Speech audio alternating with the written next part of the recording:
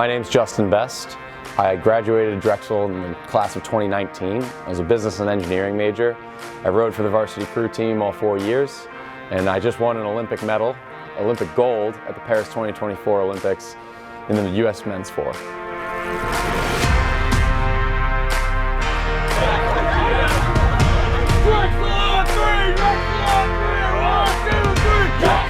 I was in between sports after I got a concussion in football. I decided, I didn't want to go through that process again. My parents one summer were watching The Social Network, and there are two characters that are prominently featured, Tyler and Cameron Winklevoss. My parents saw them and they were like, you know what, Justin has a similar build to him. Why not sign him up for a summer camp? They had never touched an oar in their life. Found local rowing clubs near us. I started rowing for a small club in Newport, Delaware. Fell in love with it immediately. Started realizing that this could be something that I wanted to do, collegiately when I was a sophomore, and then had eyes on, the Olympics when I was about, 14, 15 years old. It was my high school book. It was my senior year, and it was all the superlatives and the questions, and it said, where do you see yourself in 10 years? And I said, potentially training for the LA 2028 Games with a stable job.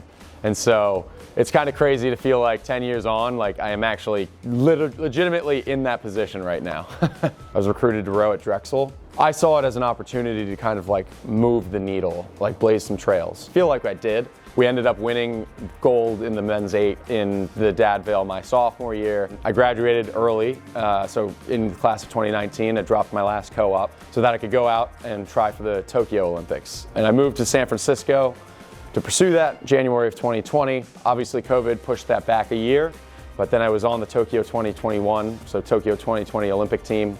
We got 4th. On the national team, we aren't paid.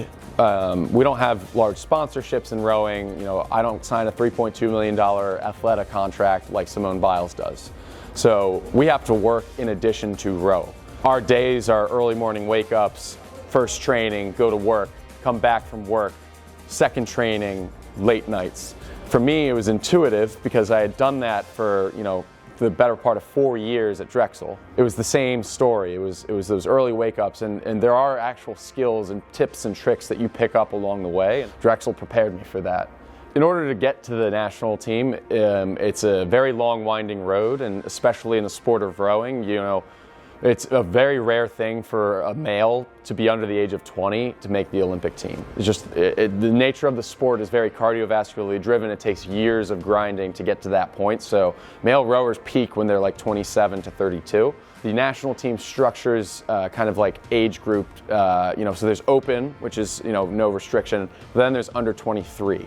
While I was at Drexel, I actually was fortunate enough to receive an invitation to try out for it. I got to do that 2 times. So I was going up against the best under 23 American rowers in the world, and I competed in Poznan, Poland, and then in Sarasota, Florida the second time. And now you're competing against the best under 23 rowers in the world. In an 8-man boat, there's 8 rowers and 1 coxswain, 9 total. And then the 4-man boat, there's just 4 rowers. The U.S. sends their best men's rowers in the men's 8, but we hired a new chief high performance officer who kind of looked at the structure of United States rowing. He looked at the talent that we had, and he decided we're going to compete and try and win the 4. He said that's where we have the best shot, so that was the priority boat this time around, and it worked out.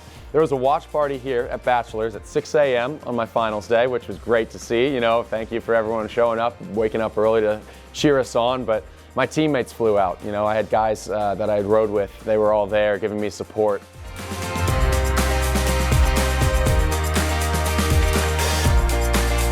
It's been a dream come true.